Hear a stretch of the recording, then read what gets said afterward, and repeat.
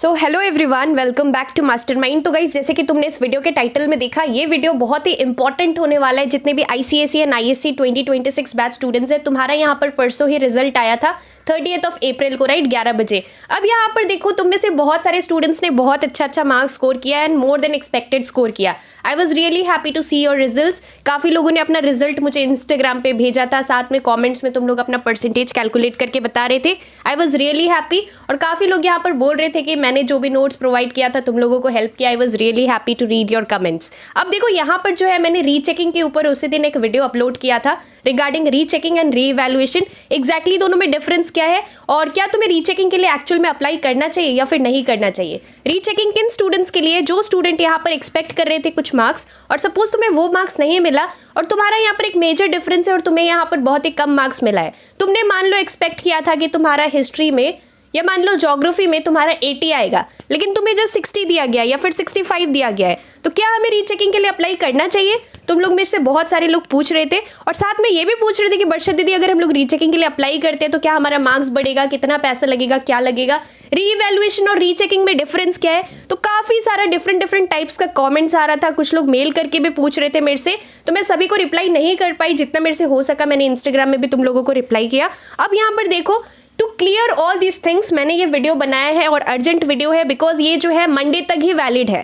4th of May, that is Monday. आज है Saturday, तो मैं ये वीडियो को अभी मॉर्निंग में बना रही हूँ। मैं तुम्हें सारा डाउट्स बता दूंगी, तुम्हारा जो डाउट्स है सब कुछ मैं ट्राई करूंगी कि इस वीडियो के थ्रू क्लियर करने का।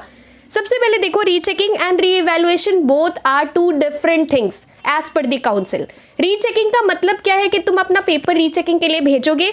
4 तारीख का डेडलाइन है, 4th ऑफ मई का डेडलाइन है। रिजल्ट आने के 4 दिन तक के अंदर ही हम लोग अप्लाई कर सकते हैं। तो 1st ऑफ मई से स्टार्ट हुआ, आज है 2nd ऑफ मई। कल और परसों यानी कि Monday is the last deadline. After Monday you are not eligible to apply for rechecking. Rechecking अब कौन यहाँ पर अप्लाई कर सकता है?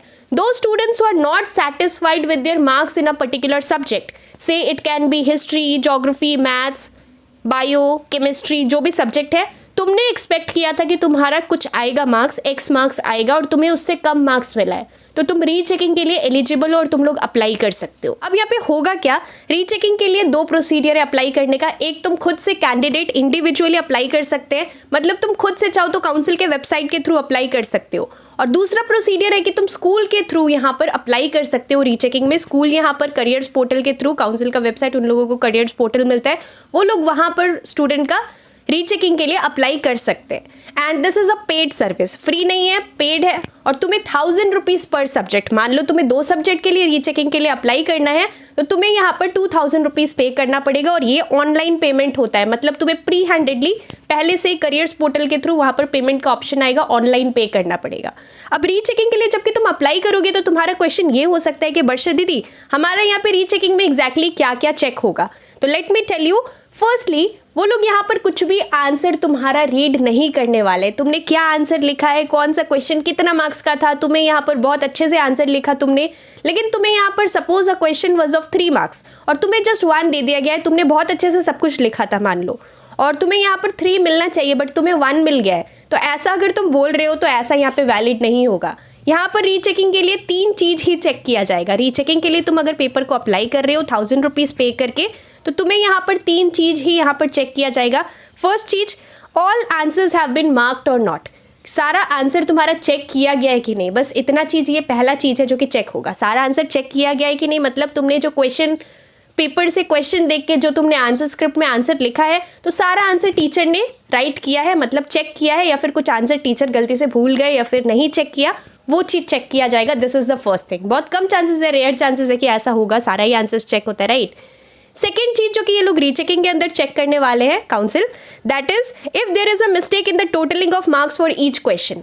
इसका मतलब तुमने यहाँ पर जितना भी आंसर्स लिखा है, सारा आंसर्स में जो टीचर ने फॉर अ पर्टिकुलर आंसर जो मार्क्स प्रोवाइड किया है, suppose a question was a 4 marks, 4 में तुम्हें 3 मिला है, और ऐसे करके जितना भी तुम्हारा आंसर है टोटलिंग चेक होगा। मतलब तुम्हें जो भी टीचर ने करेक्ट किया था तुम्हारा पेपर, आंसर स्क्रिप्ट, जो भी मार्क्स मिला है वो पूरा कैलकुलेशन मिस्टेक तो नहीं है, मार्क्स को ऐड करने में, ओवरऑल मार्क्स ऐड करके आउट ऑफ 80 जो भी आ रहा है कि उसमें कुछ टोटलिंग तो नहीं है, ये चीज़ चेक किया जाएगा। This is the second thing that they are going to check in rechecking. Third चीज़ जो कि वो लोग चेक करने वाले हैं, अभी मैं रीइवैल्यूएशन पे भी आऊँगी और तुम लोगों को बताऊंगी कि रीइवैल्यूएशन क्या है। Reevaluation is totally different from rechecking. Third चीज़ है the continuation sheet has been attached और नॉट। मान लो कोई सब्जेक्ट के लिए से मैथ्स, तुम्हारा यहाँ पे बुकलेट में ऑलरेडी 10-15 पेज रहता है, राइट। अब मान लो वो पेज यहाँ पर जो है खत्म हो गया, तुमने एक्स्ट्रा शीट लिया, कंटिन्यूएशन शीट हम लोग बोलते हैं, वो अगर तुमने अटैच किया था तो वो मान लो डिटैच हो गया, मिसप्लेस हो गया, इधर उधर हो गया, तो वो सारा चीज़ ये लोग चेक करेंगे। तो ये 3 चीज़ काउंसिल की तरफ से चेक किया जाएगा। अब तुम लोग बोलोगे कि मुझे ये प्रॉब्लम नहीं है, मुझे अपना पूरा आंसर दोबारा से रीड करवा के चेक करना है, मतलब मैंने जो आंसर लिखा उसके लिए जो मार्क्स अलॉटेड था क्वेश्चन के लिए, उसमें हो सकता है मुझे कम दे दिया गया हो, बहुत ज़्यादा स्ट्रिक्ट चेकिंग किया गया हो, ये सारा तुम्हारा डाउट्स हो सकता है। तो इसके लिए हम लोगों को री-इवैल्यूएशन के लिए अप्लाई करना पड़ता है। And let me tell you that reevaluation तुम लोग स्ट्रेट फॉरवर्ड री-इवैल्यूएशन के लिए नहीं जा सकते। Council is really strict. ऐसा नहीं है कि तुम लोग डायरेक्ट बिना री-चेकिंग के री-इवैल्यूएशन के लिए अप्लाई कर दो। इनडायरेक्टली वो लोग ये बोल रहे हैं कि तुम यहाँ पर री-इवैल्यूएशन के लिए अप्लाई ही नहीं कर सकते। कैसे? क्योंकि तुम्हारा सबसे पहले यहाँ पर रूल के अकॉर्डिंग तुम री-चेकिंग के लिए अपना पेपर भेजोगे फॉर 1 और मोर सब्जेक्ट्स, और तुम री-चेकिंग के लिए जब भेजोगे, अगर ये जो री-चेकिंग में यहाँ पर कुछ भी प्रॉब्लम है या फिर नहीं है, if you are not satisfied, बहुत कम चांसेस है, रेयर केस में कि तुम्हारा टोटलिंग में मिस्टेक होगा या कंटिन्यूएशन शीट डिटैच हुआ होगा या फिर तुम्हारा सारा आंसर्स चेक नहीं हुआ होगा। ये सारा चीज़ तो डेफिनेटली होगा और तुम्हारा एज इट इज़ जो मार्क्स है वही मार्क्स रहने वाला है, राइट। और अगर इन केस अगर तुम्हारा मार्क्स बढ़ता है तो हो सकता है तुम्हें रिफंड कर दिया जाए फॉर रीचेकिंग। अब री-इवैल्यूएशन तुम तभी अप्लाई कर सकते हो जबकि तुमने रीचेकिंग के लिए पेपर भेजा एंड तुम्हारा रीचेकिंग जो है, तुम सेटिस्फाइड नहीं हो रीचेकिंग से और तुम फिर से चाहते हो कि री-इवैल्यूएशन के लिए अप्लाई करो। री-इवैल्यूएशन जो है this is again a paid service और 1500 रुपये 1500 रुपीज़ लगेगा पर सब्जेक्ट। रीचेकिंग का 1000 रुपीज़ है, वो तुम एक पर्टिकुलर सब्जेक्ट के लिए करोगे। वो रीचेकिंग के बाद उसका जो रिजल्ट आएगा उसके बाद तुम री-इवैल्यूएशन के लिए अपना पेपर भेज सकते हो और सारा सब्जेक्ट्स का नहीं भेज सकते हो, for that particular subject only जो कि तुम्हारा यहाँ पे रीचेकिंग तुमने अप्लाई किया और उसके बाद वही पर्टिकुलर सब्जेक्ट का जो कि तुमने रीचेकिंग के लिए अप्लाई किया उसका रिजल्ट आया, वही सब्जेक्ट तुम री-इवैल्यूएशन के लिए भेज सकते हो। ऐसा नहीं कि तुम डायरेक्ट यहाँ पे बिना रीचेकिंग के री-इवैल्यूएशन करवा लो। 1500 रुपीज़ लगेगा फॉर दैट पर्टिकुलर सब्जेक्ट जिसके लिए तुम री-इवैल्यूएशन करवाना चाहते हो। री-इवैल्यूएशन के लिए ये बोला गया है that candidates who are not satisfied with recheck results, तो तुम यहाँ पे री-इवैल्यूएट करवा सकते हो अपना पेपर। 1500 रुपीज़ लगेगा। तुम खुद भी कर सकते हो, स्कूल के थ्रू भी कर सकते हो, बट बेटर रहेगा कि स्कूल के थ्रू करो। री-इवैल्यूएशन में यहाँ पर बोला गया है कि 3 दिन के ही अंदर तुम्हें री-इवैल्यूएशन करवाना है। जैसे ही तुम्हारा रीचेकिंग का रिजल्ट डिक्लेयर होगा, रीचेकिंग का रिजल्ट डिक्लेयर होने के बाद 3 डेज़ के अंदर, विद इन 3 डेज़ तुम री-इवैल्यूएशन करवा सकते हो। उसके बाद डेडलाइन खत्म हो जाएगा and you can do it for only that particular subject जिसके लिए तुमने रीचेकिंग के लिए अप्लाई किया था और उसका रिजल्ट आ गया। कोई भी सब्जेक्ट के लिए तुम लोग डायरेक्टली री-इवैल्यूएशन नहीं करवा सकते। और री-इवैल्यूएशन का सबसे मेन चीज़ सुन लो जो कि मैं अभी बोलने वाली हूँ। इन री-इवैल्यूएशन मार्क्स इंक्रीज और decreased shall be considered as your final marks. मतलब तुमने री-इवैल्यूएशन करवाया after recheck, if you are not satisfied with your recheck तो तुम री-इवैल्यूएट करवाओगे, पूरा आंसर वो लोग रीड करेंगे, सब कुछ सही से देखेंगे और जो भी तुम्हारा मार्क्स आएगा, हो सकता है पहले तुम्हारा यहाँ पे 60 आ रहा था, तुमने एक्सपेक्ट किया था 80, तुम्हें 60 मिल रहा था, पर री-इवैल्यूएट करवाने के बाद अब तुम्हें यहाँ पर 55 भी मिल सकते हैं। मतलब यहाँ पर अगर जो मार्क्स है वो इंक्रीज भी हो सकता है, डिक्रीज भी। ऐसा नहीं कि तुम्हारा यहाँ पे मार्क्स जो है सिर्फ बढ़ सकता है। अगर घट गया मार्क्स, अगर तुमने री-इवैल्यूएट करवाया, अगर मार्क्स घट गया तो वही मार्क्स अब फाइनल मार्क्स होगा। पुराना मार्क्स जो है, ये नहीं कि वो तुमने जो 60 किया था उसको कंसिडर किया जाएगा final marks.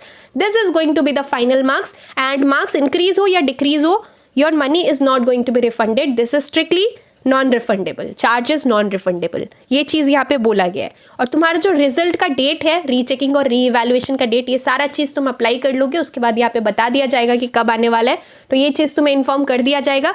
I hope it's clear. ये सारा चीज़ सुनने के बाद आई होप कि तुम्हें समझ में आ गया, पूरा प्रोसीडियर, क्राइटेरिया, सारा कुछ यहाँ पे समझ में आ गया। अब तुम मेरे से पर्सनली पूछो कि वर्षा दीदी क्या हमें रीचेकिंग या फिर री-इवैल्यूएशन के लिए अप्लाई करना चाहिए, तो मैं तुम्हें यही बोलूँगी कि अब जो भी मार्क्स मिला है प्लीज़ बी हैप्पी, सेटिस्फाइड। जो भी मार्क्स मिला है वो तुम्हारा मार्क्स है। अब उसको यहाँ पर ये नहीं कि तुम अब रीचेकिंग के लिए अप्लाई करोगे, री-इवैल्यूएट करोगे, बट स्टिल अगर तुम लोग करना चाहते हो, अगर एक मेजर डिफरेंस है तुम्हारे मार्क्स में and if you are totally not satisfied, और अगर तुम चाह रहे हो किसी सब्जेक्ट का रीचेकिंग के लिए भेजने के लिए, तो रीचेकिंग में तो बस 3 चीज़ ही चेक होगा, मैंने तुम्हें बता दिया, और उसके बाद ही तुम यहाँ पर एलिजिबल हो री-इवैल्यूएट करवाने के लिए।